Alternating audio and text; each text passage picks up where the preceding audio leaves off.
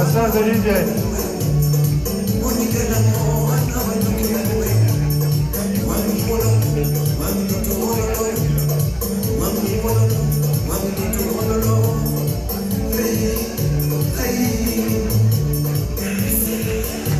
Bas DJ, Tulisa.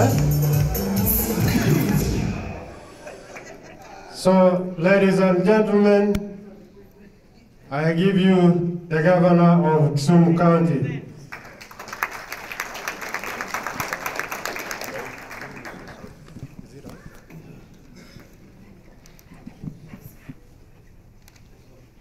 Hello? Okay, thank you. Okay, mwenyekiti na wananchi wenzangu, hamjambo tena. Nasa hawa.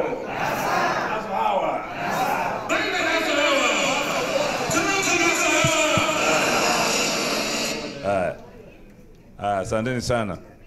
First, I'd like really to thank you for inviting me here, and by my comrades who met me from the airport and brought me here this evening. I'm very happy. But before I say anything tonight, I just want to remind you of some of the headlines in our newspapers at home, because I think they remind us of some of the things that we have been saying here tonight. If you look at the Nation, the Saturday Nation of September 30th, the headline read, Kenya pays high price for political stalemate. Raila says he's ready to take part in a repeat state house race only if Jubilee will drop its proposed changes to election law. But President Kenyatta says amendments are in line with the Supreme Court ruling and Odinga's demands. That is there. Then I pick up the Business Daily of Thursday, September 28th. Down there, there's an article which says, spy agency gets 3.2 billion for fresh poll. And I just want to read a little bit about that because it's very important what we are going to say tonight. Spy agency NIS has been allocated 3.2 billion Kenyan shillings more ahead of next month's repeat presidential election, make it one of the biggest beneficiaries of the mini budget that the Treasury has submitted to Parliament seeking funding for the polls. The police, through the Interior Ministry, have also been allocated an extra 4.6 billion Kenya shillings, meaning the security sector alone will consume nearly 8 billion Kenyan shillings during the October 26th presidential election. And there's a reason for that. Then you pick up the East African, our leading East African newspaper, and the headline reads, State of Democracy. And it picks up every East African country one by one. Kenya. Opposition calls mass protests from this week over changes to electoral laws by Jubilee meant to make it harder to successfully challenge a presidential election. Tanzania, civil society is pushing for changes in law to allow petitions in presidential elections and fears that President Magufuli is intolerant to dissent. To Uganda, mass protests expected as NRM forges ahead with age limit bill after a fight in parliament between MPs and forces from the Presidential Guard. Forces from the Presidential Guard inside parliament in Uganda. Rwanda, police confirm opposition leader Diane Rwigara is due for prosecution. 9 people arrested on unclear grounds a week ago, wait to learn their fate. Burundi, 2 years of unexplained disappearances of opposition figures. Media lockdown and human rights abuses point to a deepening governance crisis. So that is the status of democracy in the Eastern African region. So what does that mean for Kenya? I think the chairman made a very good presentation here today. But I didn't introduce my colleague Abalawanga, who is the chief administrator in my government. He's a Minnesotan. I think the chairman made a very, very good presentation here this evening. I felt that it was a very good introduction to what we are going to say. First, that we are here today, where we are today in Kenya, not by accident. It has been a long process of democratic struggles. You do remember that the 1963 election that ushered in independence was a very democratic election with multi-party democracy. And the leader of government in parliament then was a Prime Minister Jomo Kenyatta. A year later, the KANU government transformed the parliamentary system into a presidential system when Kenyatta became the president. Hardly 6 years after independence, when the KP was banned, we were not only a one-party state, but a presidential one-party state. That remained a fact until 1982, when we became a presidential one-party state by law, which obviously ushered in 10 years of intense struggle, during here which many people lost their lives, some were detained, some were exiled. Raila was detained for a total of 9 years. Achieng' Oneko had been detained, after he had been detained at Kapenguria, for another 7 years. So, as you are witnessing now, it has not been easy getting where we are without sacrifices and struggle. So in 1992, when we became a multi-party state, it was not by gift from the president. It was by demand from the people and their leaders. But it did not mean that having a multi-party system, that we had done away with the presidential authoritarian system that had been there since independence. The authoritarian presidency simply adjusted to multi-party politics and sought to survive under multi-party politics as it had done before. So in spite of multi-party politics from 92 to 2002, we continue to have the same presidential authoritarian regimes we had had, only that it had now a multi-party dressing. And that is the battle that we fought in the 90s, making some progress in 97 with the IPPG, when the opposition parties gained a foothold in the electoral system by appointing commissioners and imposing time limits to the presidency.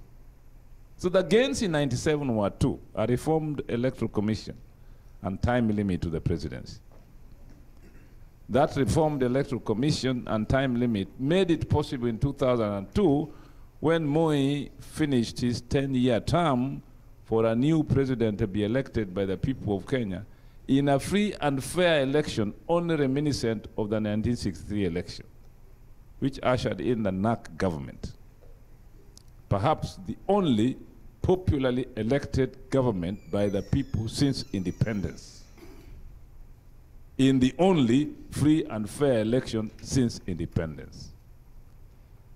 And that is one of the reasons why the NAC government achieved tremendous reforms in the country. And for some time, Kenyans were rated the happiest people on the face of the earth. Until a closely knit elite called the Kenya Mafia started to take advantage of President's sickness to bring back the old authoritarian presidential system, notwithstanding the popular mandate that NAC had received in that election. And that tells the story of what happened in Kenya from 2005 to 2007. Because in 2005, we had a referendum to get a new constitution that would bring in a democratic system of government with free and fair elections and a parliamentary system of government with devolution. But that constitution was sabotaged by this closely knit group when they produced the so-called Kilifi draft, which undermined many of the prescriptions of the Bomas draft constitution. And that is why when it was put to vote in the October 2005 referendum, we mobilized the Kenyan people to defeat it. And our gift from Kibaki was to be chucked away from the government. And our response to Kibaki was to engage ourselves in yet another struggle led by the Orange Democratic Movement to win the 2007 election. When the ODM won that election, and you remember the story that happened at the Kenyatta International Conference Center, it was rigged in such a shameful manner that even the chairman of the Electoral Commission, the late Sam Kivuitu, said himself that he didn't know who won. He didn't even know what was happening to his own returning officers as they came from wherever they were, cooking the votes towards reaching Kenyatta International Conference Center. The end result was public uprising against the rigged election, which resulted in 1,500 people dead, 5,000 people displaced, and a complete social and political upheaval that had not been seen since independence. It is that upheaval that forced Kenyans and the international community to look afresh at the character of Kenyan politics and the constitution and other laws when Kofi Annan mediated between the warring parties and set up two very important commissions. One by Justice Kriegler to look at the reasons why the election failed and what needed to be done for electoral laws to be reformed and a new constitution to be written. The other one by Justice Waki that looked into those who are most culpable in organizing the post-election violence. And the two reports were given to the Grand Coalition government to implement. The Grand Coalition government was given a very strict agenda of reforms, one of which was a new constitution, which was promulgated in, I think it was August 2010, through a referendum, and a bunch of laws that had to be passed after that constitution was promulgated. It is these laws that it is extremely cardinal to keeping democratic society alive and to ensuring that processes and institutions of governance are put in place and defended that would sustain democratic governance in Kenya. One of those institutions is Parliament. The other institution is the judiciary. And the third one is the executive. All of which are important for democratic governance, and none of which should undermine the other, as indeed established in the Constitution and the laws that have since been passed. But there are other institutions that were also established in the new Constitution. Most of these institutions have to do with guaranteeing the Bill of Rights and Chapter 6 of the Constitution, which is to do with leadership and integrity. Such institutions are the Kenya National Commission on Human Rights, the National Integration and Cohesion Commission, and many others. All these institutions provide the architecture of the Kenyan Constitution, as was envisaged as a long-standing framework of governance following the crisis we had in 2007-2008. Any attempt to undermine these institutions and processes will risk taking Kenya, not just a 2007-2008 crisis, but even beyond. And that is why we in NASA are extremely worried about Jubilee's attempt not just to open war with the judiciary, but begin a process of reforming laws and perhaps even the Constitution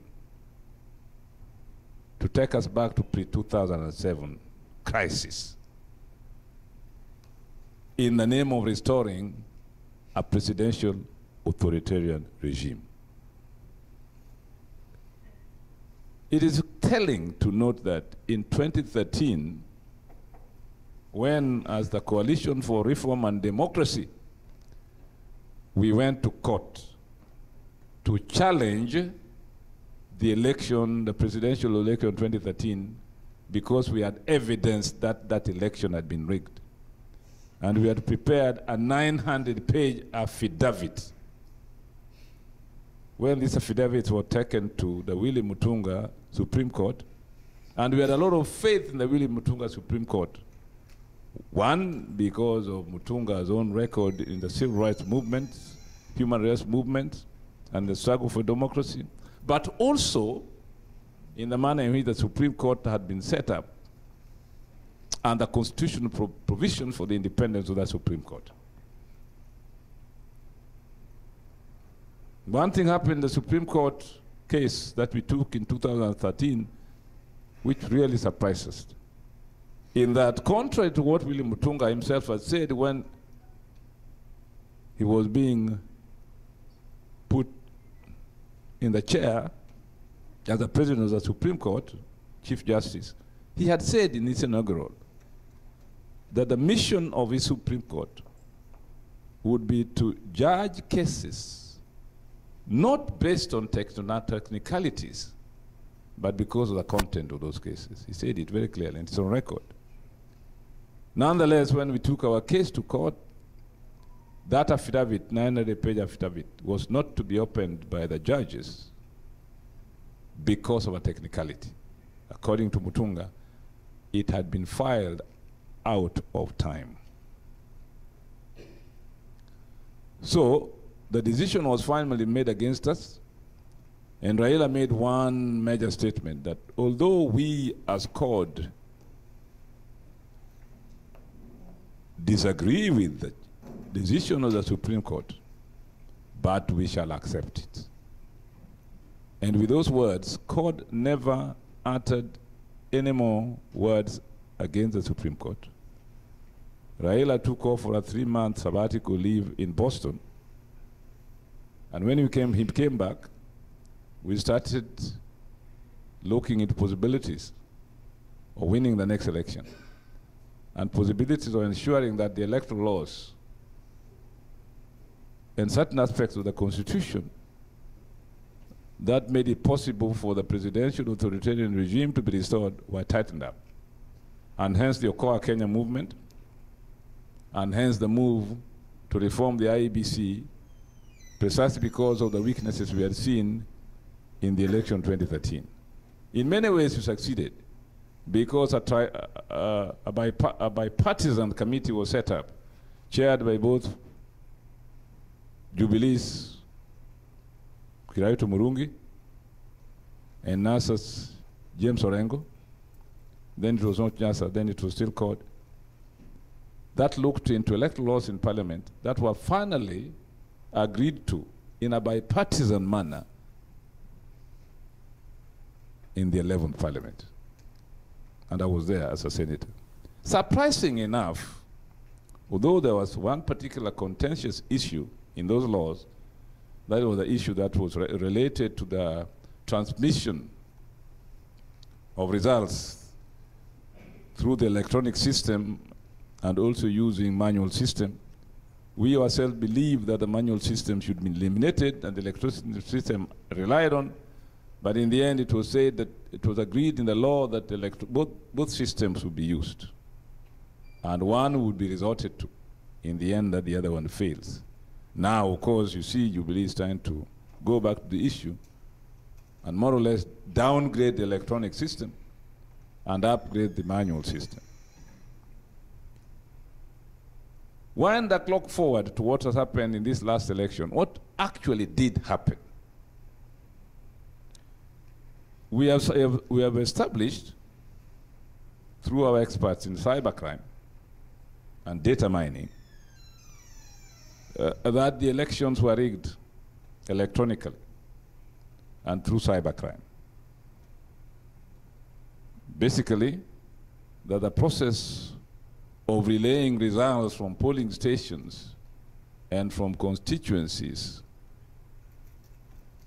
to Bomas of Kenya did not necessarily go through the IEBC server, but were identified, were diverted to another server. That is why when the Chief Justice gave orders that the IEBC should give NASA access to their server, it was never to be. The IEBC lawyer, Paul Mitte, said those servers were in France and the French were asleep at that material time, so we couldn't have access to them. I guess that French are still asleep up to the very day. We don't know. But that's an issue that Jubilee doesn't seem to be facing very honestly. Nonetheless, through scrutiny from 34As and other electoral malpractices, both the Supreme Court and various scholars of electoral practices in the third world and elsewhere, especially Professor Walter Mabani of Michigan, have all confirmed that there was fraudulence in the management of the Kenyan election due to acts of omission or commission by the IEBC. To be noted is the fact that the key person in the IEBC, Chris Msando, who had committed himself to ensuring that the process was done transparent, accountably, and simply, as indeed is stated in the Constitution, was assassinated or murdered just a few weeks before the elections. It so happens that Chris Msando is married to my wife's first cousin, so I knew him very well. A very decent and committed civil servant who was not just about to be corrupted, to surrender his password. And for that he died and shed his blood, so that our Constitution can be respected in an electoral system that can guarantee free and fair elections. I think what the chairman said and what other people have said here today is that if we are not careful, these headlines in our newspapers will make us join the road downwards in barring democracy in Eastern Africa. Fortunately, the people of East Africa, even in places like Uganda, but much more so in Kenya, like you here, are determined that the progress that we have made in advancing democratic governance will not be taken backwards.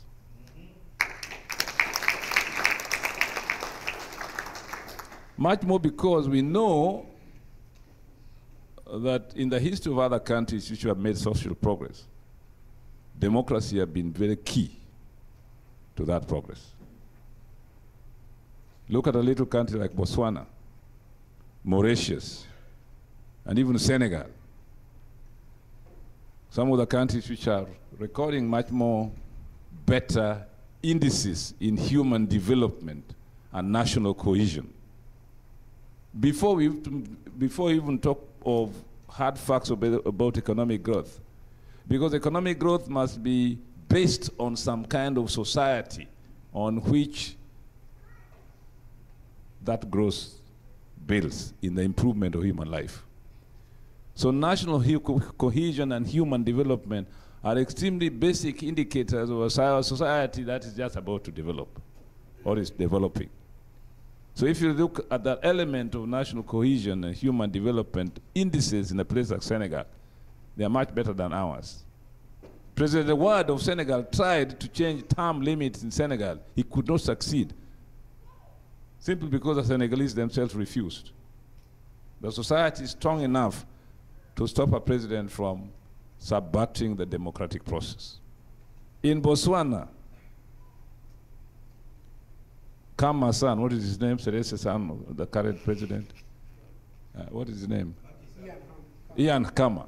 Ian has tried to roll back the clock of democratic progress in Botswana. It's not easy. Zuma is trying it in South Africa. It's not easy either.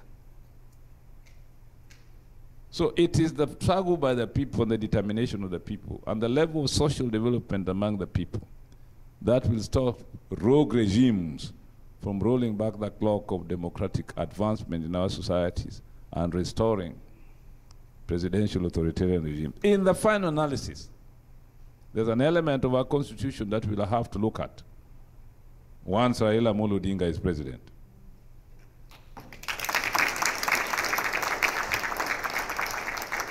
That aspect of our constitution is to do with the suitability of presidential systems of governance to building democratic societies in places like Kenya, or in societies which are highly plural, culturally and socially.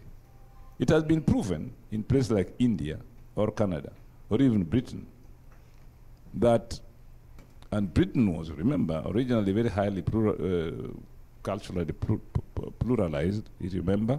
If you read Shakespearean plays and all that, it has been proven that in societies with high levels of cultural diversity, parliamentary systems of government are much better for democracy.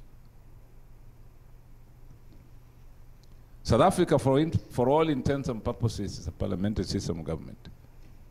Zuma is only a president in name, but in function is a prime minister. Is a party, his party, because it has a majority, that makes him the leader. He doesn't get his vote from a popular vote, as it were. And a parliamentary system of government keeps society in a position to keep the leader in check much better than a presidential system. And in a presidential system, it's very easy to roll back the clock at certain moments by manipulating certain contradictions in society, or by using sheer military might, like Uhuru is doing at the moment. What is happening at the University of Nairobi is just a replica of what happened in Kisumu, when people like baby Samantha Pendo were killed. When those 6 people, I was there myself. When 171 people were wounded in a very brutal manner, with women having bullets stuck in their buttocks, some in their chests, with a man being tortured in his private parts by a policeman in front of his wife and children. These stories are not yet fully known to the world, although we have documented them. So what is happening in the University of Nairobi now is just a repeat of what happened in Kisumu after the 8th August elections. And I had to go there and arrest that brutality by confronting the police. And in the end, my presentation to the office of the president made them withdraw the county commissioner, who was a nurse. So, but why do they do that? Confronted with popular pressures for free and fair elections or democracy, authoritarian leaders usually resort to the most drastic aspects of repression to discourage people from engaging in politics. You see, if you see that what happened at University of Nairobi might happen to you, you may draw into your shell and say, this is too dangerous, isn't it? So I am not surprised that there's that kind of brutality at University of Nairobi, because the regime wants the students not to come back on the streets again. Okay? And if the students don't come back on the street, the other popular masses will not come back. They know that that kind of brutality is not going to keep the Kibera people out of the streets. They're used to it. In fact, they ask for more. But a point comes when massive brutality can thwart popular pressure for democracy. So my last word is the call here by the chairman and the others that we abroad must support these struggles because they're important for the future of our country.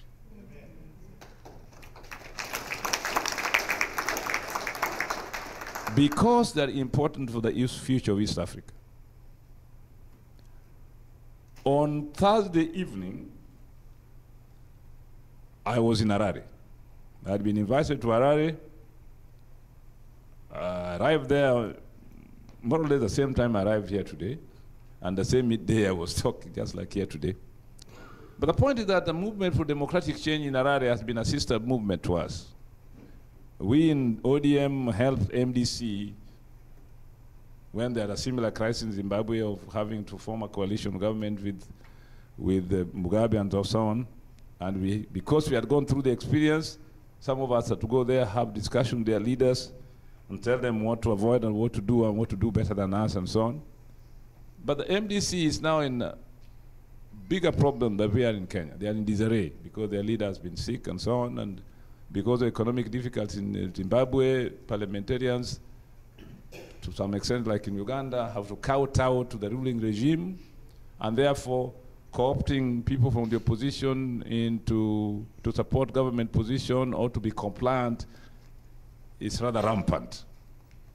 So they were encouraged by the fact that in Kenya, NASA stayed the course, and in spite of the initial discouragement by donors that they should stop and move on or accept and move on, we said, no, something is wrong here, and we have proved them right, that we were right. So the donors have come back apologizing and all that. So the Zimbabwean wanted to know how did it happen in Kenya. So I went to tell them, and we had a very good discussion.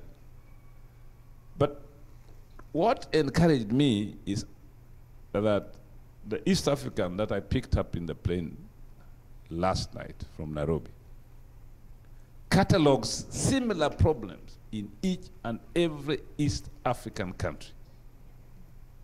We should not take comfort that we are not alone in this, but we should realize that this is a phenomenon that is engulfing the whole of East Africa. And somehow East Africa looks to Kenya to lead the region out of this mess. And therefore, in the article that I wrote in the Star, I always write for the Star every weekend, this last Saturday, I said, NASA has a responsibility to help Africa democratize. And that responsibility will not be fulfilled without you being fully engaged in it.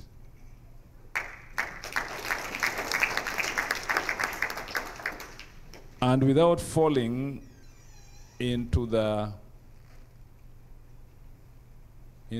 contraption or in the trick that regimes have tried to use ever since independence of divide and rule on ethnic lines. It's an ideology that all these regimes try to use very effectively against the people. That is why our constitution is very clear about two types of rights: individual rights and people's rights. Our constitution recognizes that we have a culturally diverse society in which each culture has a right to exist, but in which no culture should dominate another one or undermine the existence of another one. You understand? Tuko pamoja? That is what's called people's rights. People's rights also come in terms of the rights of the marginalized in many ways. And that is why the same constitution, when it comes to devolution, also has in it what is called equalization.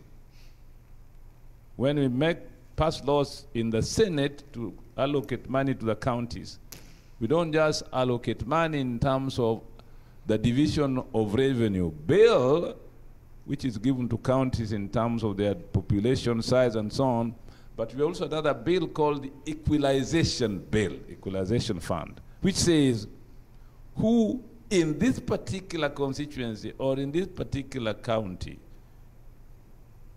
is more marginalized than the other one, either in terms of geography or history and so on. So our constitution is very extensive in recognizes our regional, cultural, historical diversities and differences, and the manner in which those differences have to be addressed democratically. Our constitution does not give any government or any individual the power or the right or the privilege to use diversity as a basis for discrimination. You can't discriminate on religious terms, on ethnic terms, on gender terms, on regional terms. And that's why our Bill of Rights have been regarded as one of the strongest in the world, really. And hence, in this struggle to democratize, we support devolution to the core. We support people's rights to the core. We support individual rights to the core. But we shall fight to the last blood any politics of exclusion.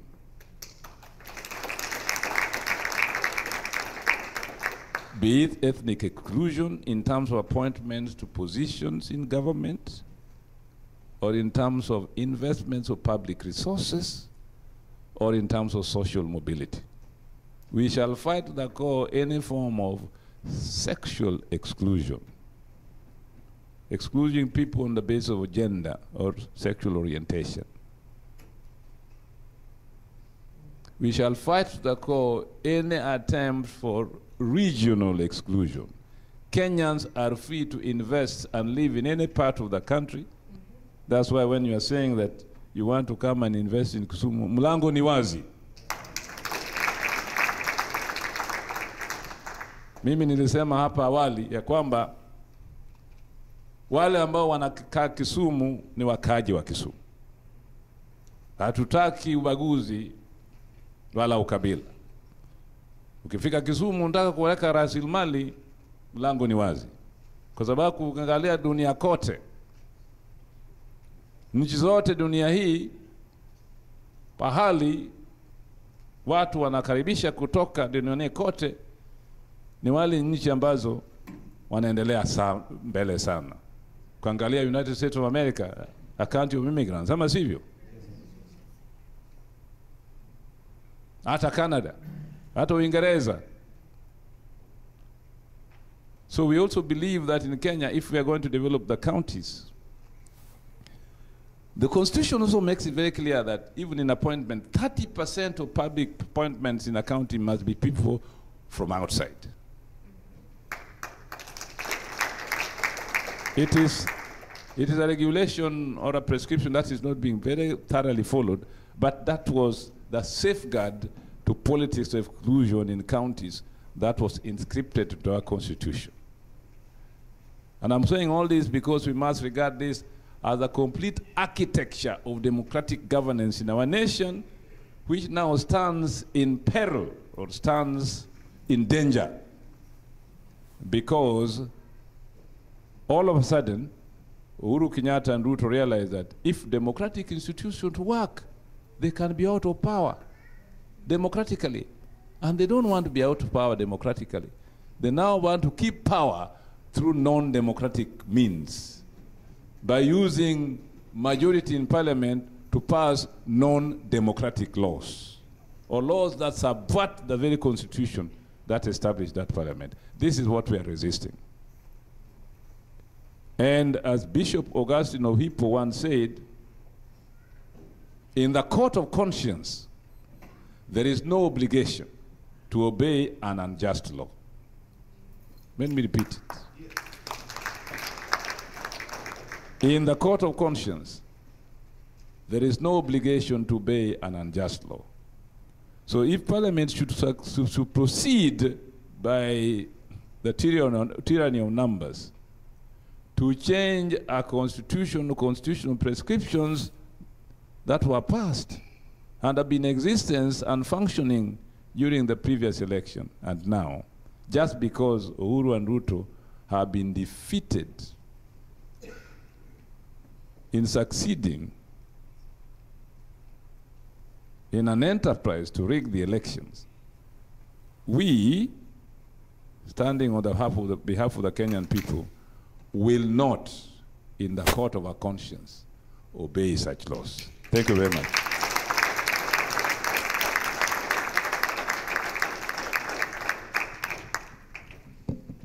Thank you, Bwana Governor. We love you and we need people like you to come here and energize our bases here.